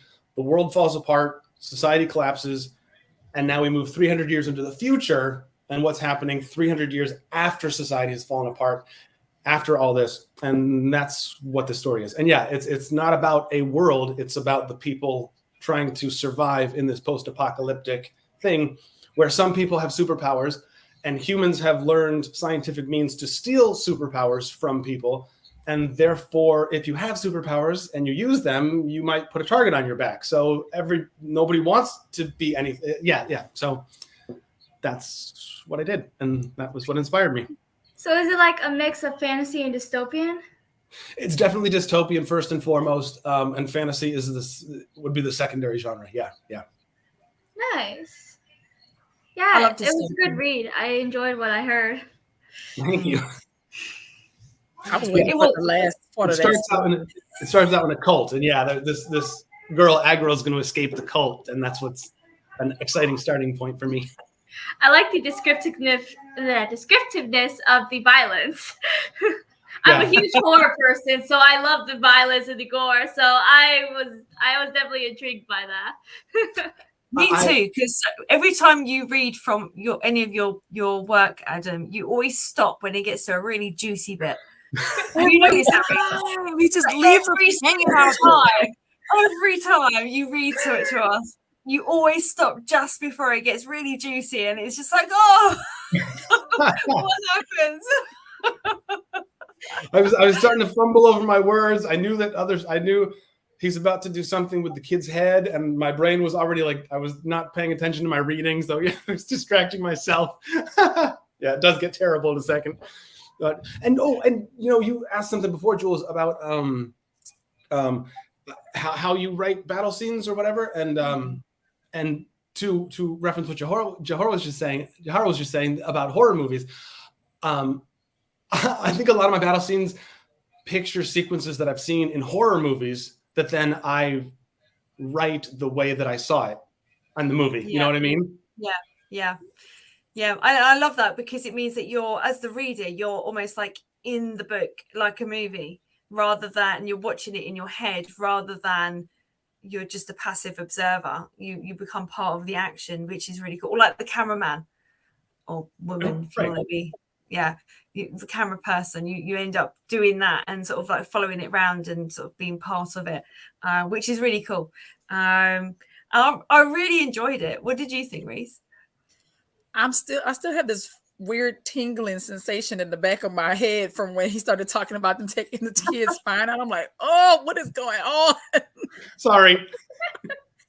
But that's a good thing. It's good. Good thing. It means I was immersed in what you read. That was awesome, Adam. Absolutely.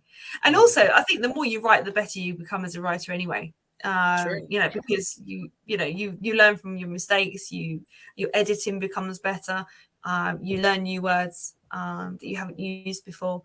The practice of reading out loud on the Book Slam has made my writing improve. I can tell that. Yeah, I think I encourage every writer that I meet on Twitter. I always encourage them to get on the Book Slam to read, because it's benefited me so much. Yeah. Oh my God, I love it. Yep. And it's great because we get to meet, it's a lonely career, isn't it?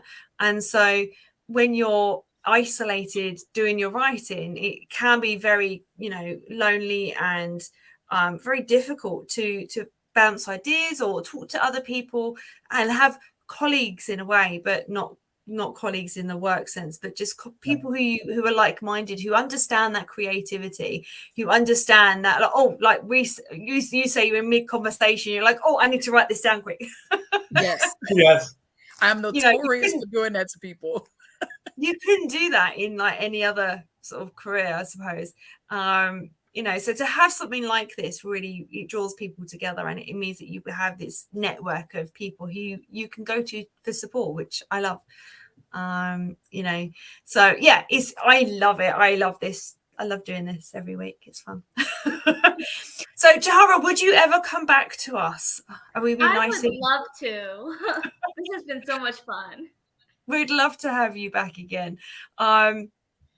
So if anybody else has been watching or listening and you would like to join us on here, you can reach out to Indy or myself, or even Adam via Twitter, and we'll hook you up. That sounds weird. So I am going to say a massive thank you to you, Jahara, for coming to visit us today and for sharing some of your work with us. It's been a real pleasure having you here, and I really look forward to reading some of your work, and get my hands on your other books as well. Thank you. But stay in touch with us, come back and visit us, and have a wonderful, wonderful evening to each of you. And also thank you for Indy in the background, and also thank you for Darkman Blues, who's also in the background, and for Tanisha. Tanisha has disappeared, but I will say, so she can hear this later, that she will be visiting the UK, which is awesome. And I'm going to be hosting her, which is also awesome. I'm really genuinely looking forward to that. And I'm going to be showing her my England, not because I own it, but what I see in England. But that's the best part. You always find someone from that area to show you around. Somebody local. Lots of people say when they go to visit England, they go to London. And London's wonderful in many respects, but the locals don't go to London to visit, not unless there's something specific they're going there for. But we do have a real castle near to where I live, proper one that's lived in still, and the countryside is just amazing, and so is the seaside around here as well. Nice. So I'm really looking forward to that. So Tanisha, she's back in again. So Tanisha, if you can hear us, I'm genuinely looking forward to when you come to visit, and I'm going to show you the proper England, and I hope you enjoy it. So I'm going to say to each and every single person on here tonight, thank you so much for visiting. Thank you for coming to join us, and I will see you all next week. Yay. Bye everybody. Bye.